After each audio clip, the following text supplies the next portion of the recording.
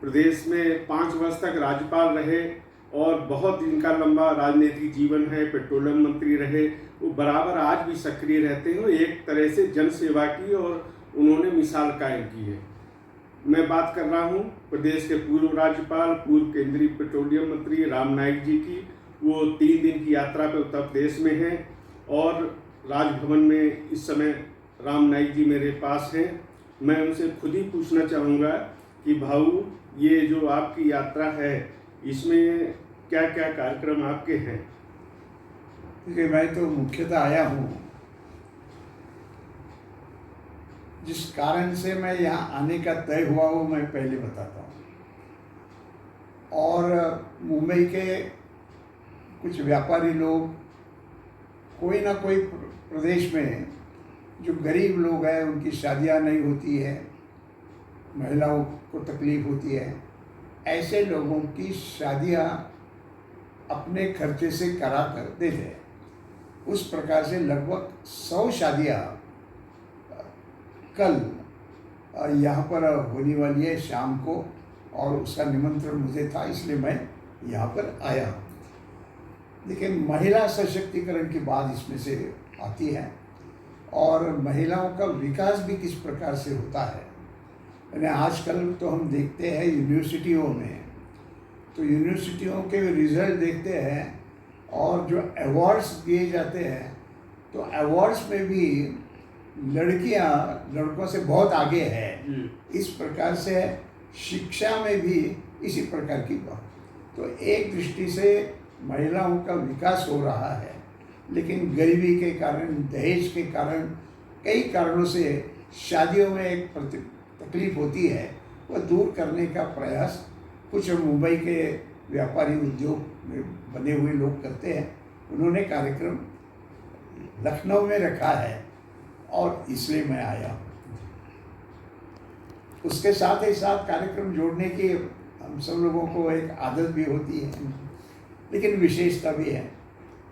और विशेषता ये है कि इस 26 जनवरी को जो राष्ट्रपति महोदया की ओर से अलग अलग पुरस्कार घोषित किए जाते हैं, पद्मश्री के, पद्म भूषण के, विभूषण के, उसमें इस समय पर मुझे पद्म भूषण का पुरस्कार घोषित किया है। पद्म भूषण का मुख्य उद्देश्य यह है कि जीवन में जो सामाजिक काम विशेषता से करते हैं, ऐसे लोगों को वह दिया जाता है। और मैंने जीवन में कुष्ठ पीड़ितों के बारे में, मछुआरों के बारे में, झुग्गी झोपड़ियों में रहने वाले लोगों के बारे में, जो भी कुल मिलाकर काम 60 साल राजनीति में रहते हुए किया है, मैं मानता हूँ उसी का एक परिणाम है। लेकिन केवल महाराष्ट्र में काम किया इस प्रकार की बात नहीं है।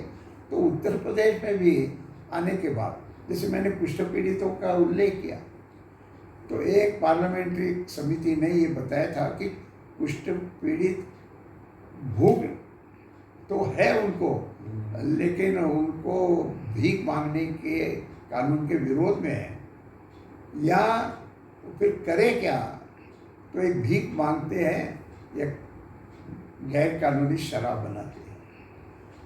तो ये बंद होना चाहिए, तो उनको खाने के लिए तो कुछ देना चाहिए।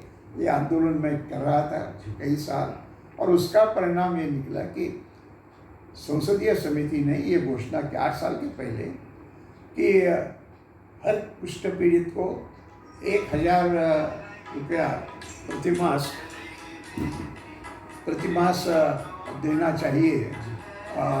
लेकिन मैं जब यहाँ आया 2014 में राज्यपाल के नाते, तो अखिलेश यादव उस समय पर मुख्यमंत्री थे, तो मैंने उनको कहा कि अखिलेश जी, ये बात देखिए, गरीब कुष्ठ पीड़ितों के, लेकिन 8 साल हो गए, महंगाई बढ़ी है, तो आप उनको 2500 रुपया देंगे तो उचित होगा। उन्होंने 2500, लगभग 10,000 लोगों को इसका लाभ मिला। और अभी अभी की बात कहनी है तो 4 साल के पहले प्रधानमंत्री नरेंद्र मोदी जी ने गरीबों के लिए मकान की आवास योजना निकाली। उस आवास योजना में भी केवल कुष्ठ पीड़ितों के लिए ऐसी व्यवस्था नहीं थी, तो उसका भी मैंने आग्रह करने के बाद यहाँ के अभी के जो मुख्यमंत्री है योगी जी, उन्होंने कहा कि हाँ हम ये करेंगे। तो प्रति कुष्ठ पीड़ित परिवार को 4 लाख रुपए का खर्चा करके मकान, और मकान के साथ एक गैस है, बिजली है, पानी है, इस प्रकार का देने का क्या।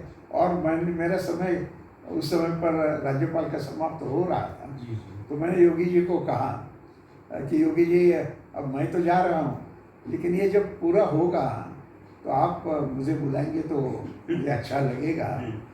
तो योगी जी ने वो याद रखा और लगभग 3,800 परिवारों को मकान की चाबी देने का जो कार्यक्रम था, उसमें अध्यक्षता राज्यपाल महोदया कर रही थी।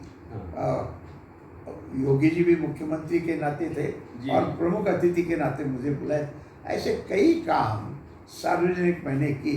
इसके कारण यह एक विशेष जो पुरस्कार है वो मुझे मिला। तो यहाँ पर भी जो मैंने काम किया उसका ये परिणाम है। ये बात महत्व की